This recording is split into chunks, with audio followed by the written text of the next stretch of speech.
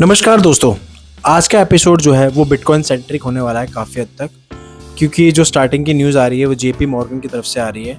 JP Morgan bank के CEO ने ये बोला है कि जो इंस्टीट्यूशंस हैं वो बिटकॉइन और इथेरियम को एज अ कोलैटरल यूज़ कर सकते हैं लोन वगैरह लेने के लिए। तो ये बहुत मैसिव न्यूज़ है, बहुत बड़ी न्यूज़ है। तो एसबीआई या एचडीएफसी बैंक यानी कि इंडियन बैंक्स भी बिटकॉइन, इथेरियम या कोई और क्रिप्टो को इन फ्यूचर हो सकता है, अगर इंडिया में चीज़ें थोड़ी लाइट हो जाएं, थोड़ा रोड मैप क्लियर हो जाए या फिर जो रेगुलेशंस है थोड़ी ईज हो जाएं, तो हो सकता है कि वो भी ऐसा कोलेटरल हमें यूज़ करने थे फॉर लोन अगेंस्ट, कि जैसे बिटकॉइन अगर कोई होल्ड करता है या इथेरियम कोई होल्ड करता है तो उसके अगेंस्ट उसको लोन मिल सके।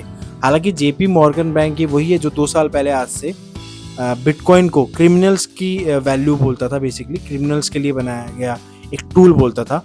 तो आप देख सकते हो इस चार्ट पे भी मैं आपको दिखाऊंगा कि कौन कौन बड़े बड़े, जैसे डोनाल्ड जे ट्रम्प हो गया जो प्रेसिडेंट है यूनाइटेड स्टेट्स ऑफ अमेरिका के, यहाँ तक कि बिटकॉइन का सबसे बड़ा प्रवक्ता माइक्रो स्ट्रेटेजी के माइकल सेलर भी बिटकॉइन को किस तरह से क्या बोलते थे आज से कुछ वक्त पहले, और अब इन सब का रवैया बदल चुका है।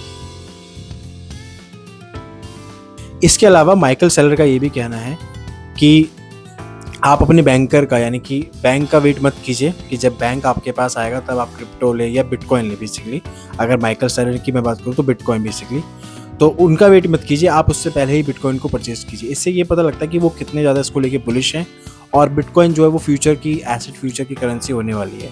साथ ही साथ जो नेक्स्ट न्यूज़ है वो ये है कि फरारी ने भी अब क्रिप्टो में कदम बढ़ा लिया है। फरारी के भी कुछ टोकन्स जो हैं वो अब 2027 तक आप देख पाओगे कि उस पर बैटिंग हो पाएगी रेसिंग वगैरह के लिए।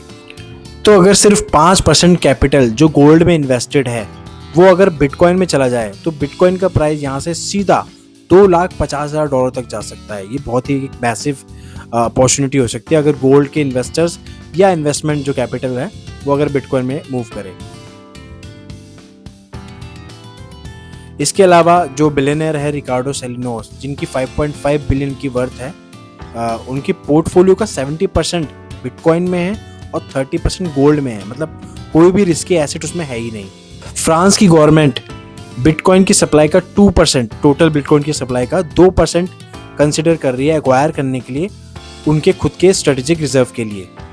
यूएई की second largest telecom company DU, यानी कि DU जो है वो बिटकॉइन की उन्होंने लॉन्च की है क्लाउड माइनिंग सर्विस।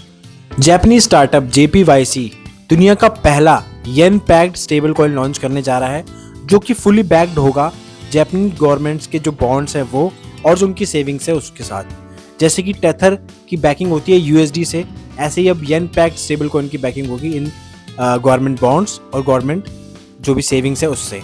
इससे हमें ये समझ में आता है कि अब स्टेबल कॉइन का भी दौर आ रहा है धीरे धीरे, बट एक INR बैक्ड स्टेबल कॉइन अभी भी कहीं ना कहीं मिसिंग है। तो क्या होगा आने वाले टाइम में, इंडिया में कोई INR बैक्ड स्टेबल कॉइन बनेगा या नहीं, देखते हैं। इसके अलावा चाइना की जो सेकंड लार्जेस्ट फिनटेक ग्रुप है एंट ग्रुप, उसने मल्टीपल क्रिप्टो ट्रेड्स के लिए फाइल किया है जिसमें से एक नाम है एंट कॉइन।